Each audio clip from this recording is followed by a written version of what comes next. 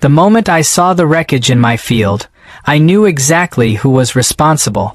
My scarecrow, Rusty, lay in shreds, its straw guts spilling across the soil, its wooden limbs snapped like twigs. The hat my grandfather had placed on its head decades ago was nowhere to be found. It wasn't a wild animal, a storm, or some accident. No, this was the work of a two-legged menace with a bad attitude and an even worse haircut. Karen. Now, you might think I'm exaggerating, but if you ever met my neighbor, you'd understand. Karen was the kind of person who believed she had dominion over everything her eyes could see. If she didn't like something, it had to go. Loud children? She'd call the HOA. Someone parking an inch too close to her driveway? The police were on speed dial. And my scarecrow? Apparently, it ruined the neighborhood aesthetic. Her words, not mine. For years, I had tolerated her nonsense. The constant complaints, the glares, the way she treated every minor inconvenience as a personal attack. But this was the final straw, literally. Rusty had been standing in that field since before I was born, a relic of my family's farming tradition. He wasn't just a pile of hay and overalls. He was a guardian of my crops, a symbol of everything my grandfather had built. And Karen had the audacity to destroy him just because she didn't like how he looked. I stood there, staring at the crime scene, my fists clenched at my sides. My dog, Duke, sniffed at the straw piles, probably wondering why his old friend was suddenly gone. The rage in my chest burned hotter than the midday sun. But as furious as I wasn't going to yell or threaten. No, I was going to get even. That's when the idea struck me. It started as a little ember in my mind, then burst into a wildfire of absolute genius. If Karen didn't like my scarecrow, then she was going to love its replacement. In fact, she was going to see herself in it. Quite literally. Revenge wasn't just going to be sweet. It was going to be hilarious. I wasted no time getting to work. First, I picked up the remains of Rusty and set them aside. Maybe I could salvage some of the pieces, but I needed something fresh, something bold. I called my best friend, Eddie, a self-proclaimed genius and prankster, and told him everything. It only took a few seconds before he was howling with laughter. "You mean to tell me she snuck onto your property just to murder a scarecrow?" Eddie wheezed through the phone. "Oh, I'm sure she thought she was making a statement," I said. "But if she wants to play this game, I'll make sure she regrets it." "You're thinking of making a scarecrow version of her, aren't you?" "Damn right I am." Silence for a second, then a deep breath. "Jake, that might be the single most glorious idea you've ever had." Eddie showed up an hour later with supplies. Stuff we'd gathered over the years from our various harmless pranks. A cheap blonde wig, an old blouse that bore an unfortunate resemblance to one of Karen's wardrobe choices, and a pair of yoga pants. It was perfect. As we worked, I felt the anger start to dissipate, replaced by something much more satisfying. Every stitch, every detail was a masterpiece. I sculpted the face with an exaggerated scowl, furrowed brows, and pursed lips, the exact expression Karen made whenever she saw something she didn't like. Eddie made sure the arms were crossed in that classic disappointed suburban mom pose. By the time we were done, we had created a work of art, a monument to neighborhood pettiness. The sun had just started to set when we hauled our masterpiece into the field. I adjusted the scarecrow's posture, making sure it stood tall and proud, a beacon of passive-aggressive brilliance. Eddie took a step back and whistled. "Jake, I think you've outdone yourself." I crossed my arms and smirked. "Let's see what Karen thinks." The next morning, the scream was so loud that birds shot out of the trees in a frenzy. I sipped my coffee on my porch, waiting for the inevitable. Seconds later, Karen stormed into my yard, her face redder than a ripe tomato. "What the hell is that?" she shrieked, pointing an accusatory finger at the field.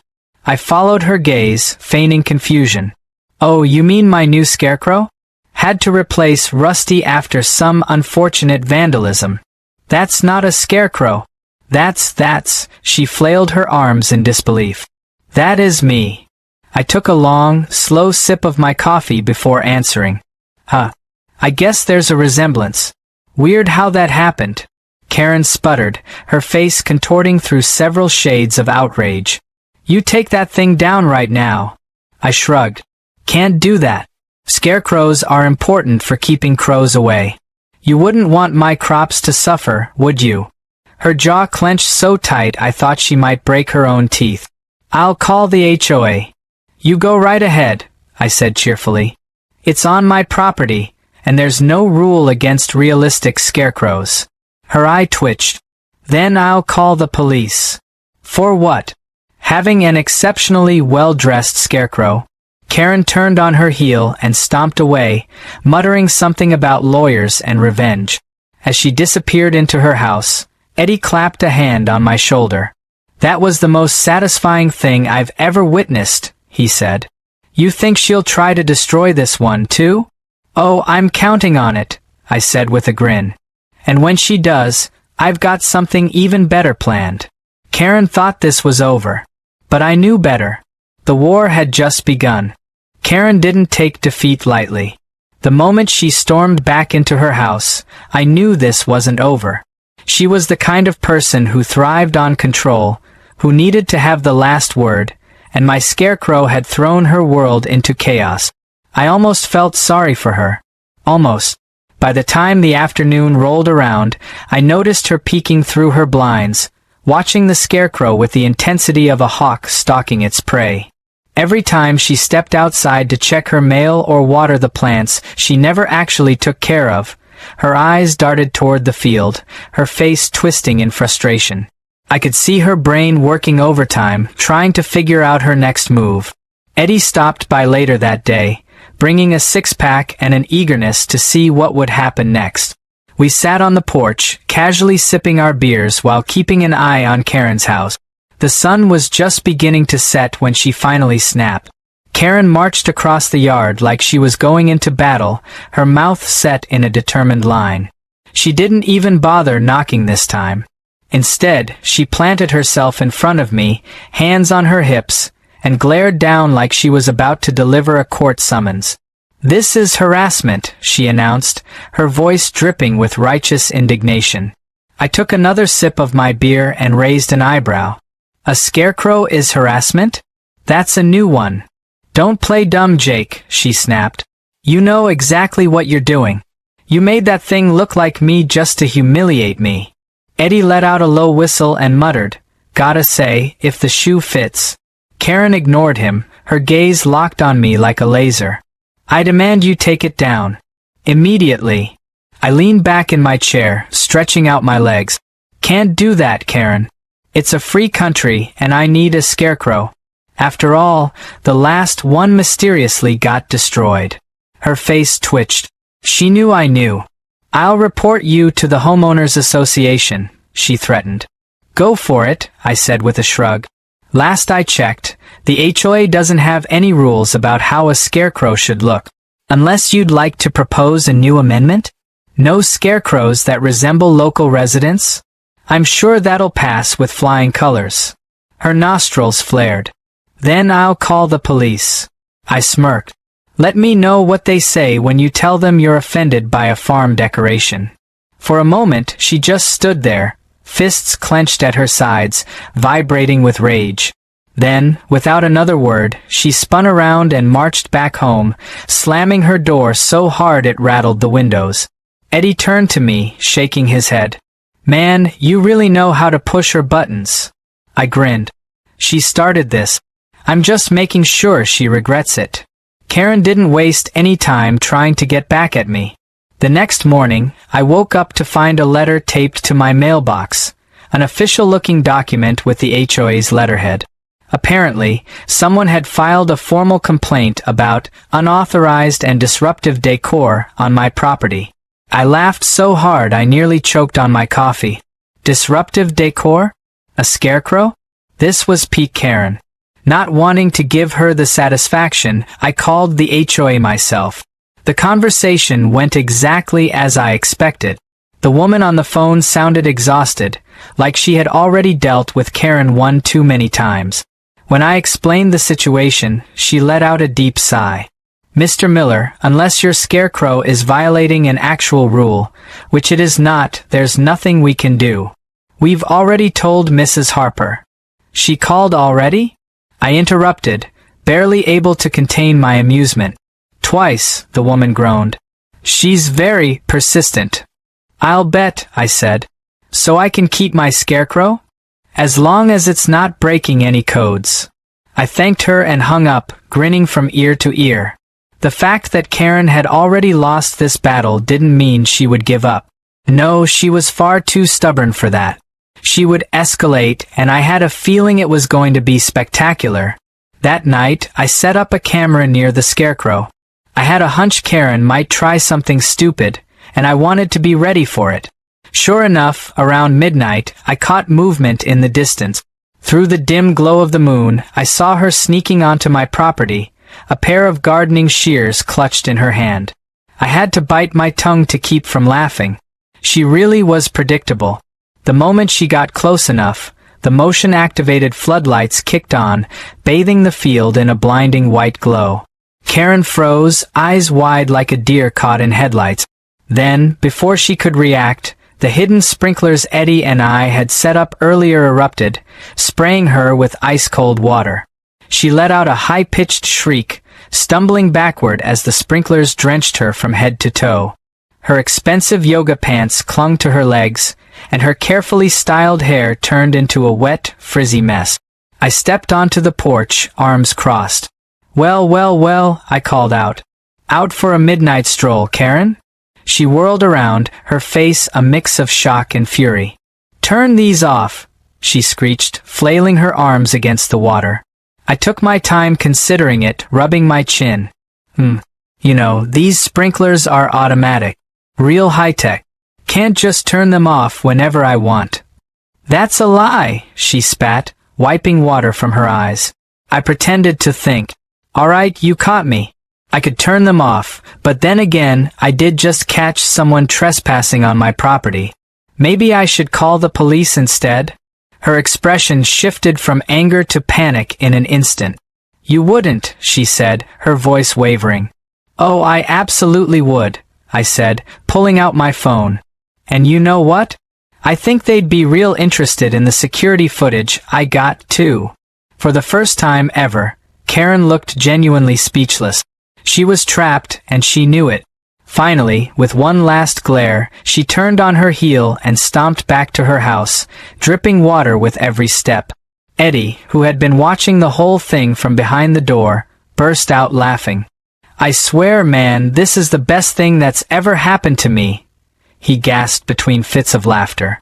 I grinned, watching Karen disappear into her house. Oh, it's not over yet, I said. She's not gonna let this go. She'll try something even dumber next time. Eddie wiped a tear from his eye. I sure hope so. And just like that, the Scarecrow War had officially begun. The rumors started the next day. At first, it was just whispers among the neighborhood kids. Little stories passed around like playground gossip. Someone swore they saw the Scarecrow move during the night. Another claimed its head had turned ever so slightly when they weren't looking. By the time evening rolled around, an entire legend had been born. People were saying the Scarecrow was haunted. I didn't start the rumors, but I wasn't about to stop them either. If anything, I played along, throwing in the occasional ominous remark when people asked about it. Oh, that thing? Yeah, sometimes I hear it rustling when there's no wind, I'd say with a knowing nod. Strange, isn't it? The kids would shudder. A couple of superstitious neighbors started avoiding my property altogether. It was beautiful. Karen, on the other hand, was losing her mind. She already hated the Scarecrow, but the rumors took her paranoia to another level. Every time I saw her, she looked a little more exhausted, a little more on edge, like she hadn't slept in days. She avoided looking at the field, but I knew she was hyper-aware of it. If I so much as moved a piece of straw, she'd probably notice. Eddie, of course, thought the whole thing was hilarious. Dude, you've turned a petty feud into an urban legend, he laughed. Karen's gonna snap. She already has, I said, watching her through the window. She was standing on her porch, arms crossed, glaring at the Scarecrow like it had personally insulted her. Sure enough, things escalated. That night, just like I expected, Karen came back. This time, she was smarter. No obvious weapons, no stomping across the yard in broad daylight. She was dressed in black, clearly thinking she could be sneaky. Unfortunately for her, I had been waiting for this. As soon as she stepped onto my property, I activated the speakers hidden in the field. A low, eerie whisper echoed through the air. "Karine." Karen froze, her head snapping in every direction. I kept my voice distorted and slow. "Why did you destroy me?" She let out a strangled gasp and took a step back, but she wasn't fast enough. Right on cue, Eddie, hidden behind a bush, let out the most horrifying, ghostly wail I had ever heard. Karen shrieked so loudly that Duke, my dog, started barking inside. She turned and bolted, tripping over her own feet as she ran straight into her fence. I nearly lost it right then and there, but I held back, letting the fear do its work. She scrambled up, sprinting back into her house like the devil himself was after her. The next morning, she didn't come outside. I had half expected her to march over again, demanding I take the Scarecrow down, but nothing. No angry phone calls, no HOA complaints. She had gone completely silent. By the afternoon, Eddie came over, curious about her reaction. "You think she's okay?" he asked, only half joking. "I think she's questioning everything she's ever believed," I said. But as funny as it was, I knew Karen wouldn't just disappear. She was quiet, sure, but Karen wasn't the type to let things go. She was probably planning something bigger, something more dramatic. And I was right. Around midnight, my cameras picked up movement again. But this time, Karen wasn't alone. She had brought backup. 3 people, all dressed in dark clothing, creeping toward my Scarecrow like some kind of cult. I squinted at the screen, recognizing one of the figures. Her husband, Greg, a guy who usually tried to stay out of her drama. The others must have been some of her equally miserable friends. I had to give her credit for commitment. Most people would have given up by now, but not Karen. No, she had assembled a whole operation to destroy the Karen Crow once and for all. I watched as they surrounded the Scarecrow, whispering to each other. Greg hesitated, probably wondering if this was really worth whatever hell Karen had put him through to be here. Then, slowly, he reached forward and grabbed the Scarecrow's arm. That was his mistake. The moment he pulled, a deafening scream filled the air. Not from me, not from Eddie. This time, it was an actual siren. Karen's group panicked, stumbling over each other as my hidden alarm system went off. The floodlights snapped on, making the whole yard look like a crime scene. And then, as the final touch, the motion-activated animatronic system I had rigged up kicked in. The Karen Crow's head jerked slightly to the side. Karen let out a blood-curdling scream. The group scattered, running in all directions. Greg tripped, nearly face-planting into the dirt before scrambling after his wife. One of the other women flung herself over the fence in pure terror. The last guy gave up completely and just lay on the ground, wheezing from fear. I stepped onto the porch, slowly clapping my hand. "Wow," I called out. "I gotta say, that was even better than I expected."